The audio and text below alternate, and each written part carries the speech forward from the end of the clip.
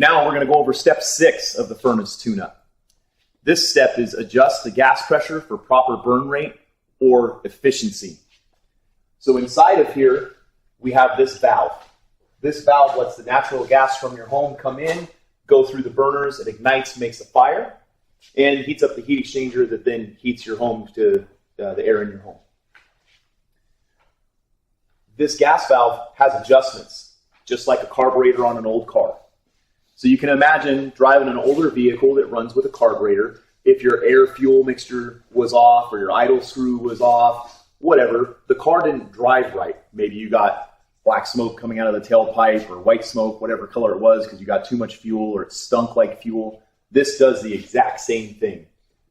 So we want to check this every time before you start using it to make sure that the manufacturer's recommended gas pressure is what's actually entering into your furnace. If it's getting too high, we get too much fuel, we get too much fire, maybe we have unspent fuel, that's not good. And if we have too little, we don't get enough fire and it won't heat the home properly. So either which way, it needs to be tuned the right way.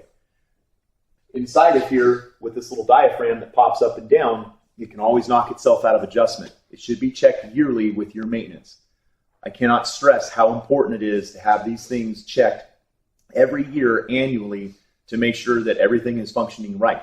If you want your furnace to live its life expectancy, it needs to get looked at.